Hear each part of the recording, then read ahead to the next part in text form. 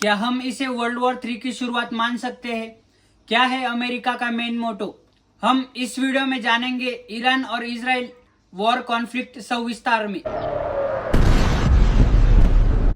एक शिया आबादी वाला देश और दूसरी तरफ था इजराइल, अ जूइश पॉपुलेटेड कंट्री। तारीख 13 जून 2025 इजराइल लॉन्च कर देता है अपना एक सीक्रेट और बेहद ही महत्वपूर्ण मिशन, जिसका नाम था ऑपरेशन राइजिंग लायन। ये ऑपरेशन सिर्फ और सिर्फ ईरान को एक न्यूक्लियर पावर होने से रोकने के लिए एग्जीक्यूट किया गया था। इस मिशन में ईरान के 100 से ज्यादा मिलिट्री कमांडो और न्यूक्लियर टारगेट्स किए गए थे। इसमें ईरान की राजधानी तेहरान और एक महत्वपूर्ण सिटी मानी जाने वाली शफान को टारगेट किया गया था। ये सारी की सारी लोकेशंस ईरान के लिए बेहद महत्वपूर्ण मानी जाती है। इस अटैक में ईरान के सीनियर कमांडर्स जैसे कि सईद इजादी, बेहनाम शाहयारी जैसे बड़े बड़े नाम भी शामिल है। ईरान ने भी रिटेलिएट करने की पूरी कोशिश की, लेकिन इजराइल ने ईरान की सारी मिसाइल्स को फेल कर दिया, जिसमें 30 मिसाइल लॉन्चेस और कई कमांड सेंटर्स भी डिसेबल कर दिए गए। इस हमले को रिटेलिएट करते हुए बाद में ईरान ने भी अपना बदला लेने की सोची और इजराइल के कई बड़े शहर जैसे कि तेल अवीव, हैफा, बियरशिबा जैसे कि बड़े बड़े शहर भी शामिल थे। इस अटैक में इजरायली सिविलियंस को भी भारी नुकसान भोगना पड़ा।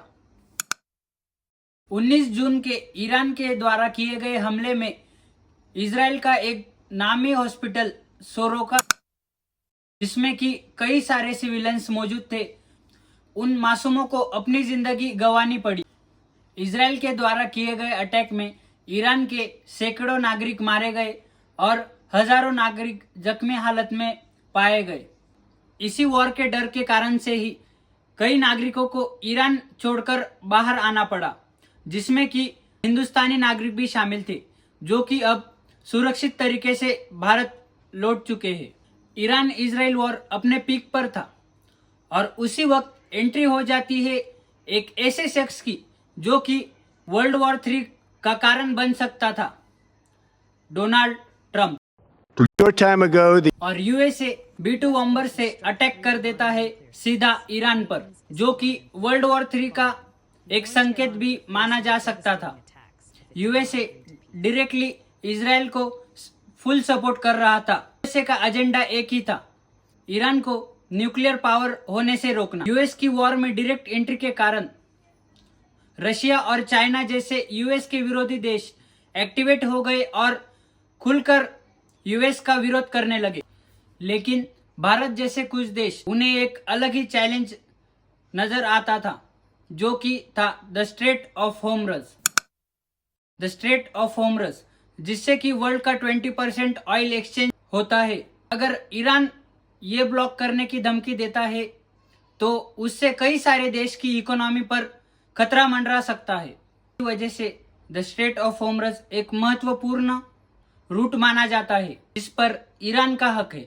बाद में यूएन की मध्यस्थी के बाद ईरान और इजराइल में सीज फायर का रूल लागू हो जाता है, जो कि बाकी देशों के लिए एक चैन की सांस थी। इससे वर्ल्ड वॉर 3 का संकट तो फिलहाल के लिए टल चुका है। सीज फायर का क्रेडिट एक ही देश देने वाला था, जो कि है डोनाल्ड ट्रंप। हमने इंडिया पाकिस्तान वॉर में भी ऐसा ही क्रेडिट का गेम देखा था। आखिर कब तक यूएस का वर्चस्व बाकी देशों पर बना रहेगा? फिर ये सवाल बाकी देशों के मन में भी आता है, जो कि एक खतरे का संकट है। यूएसए वर्ल्ड वॉर 3 का एक बड़ा कारण बन सकता है। मिलते हैं अगले किसी वीडियो में ऐसे ही इंफॉर्मेटिव कंटेंट के साथ। तब तक के लिए जय हिंद।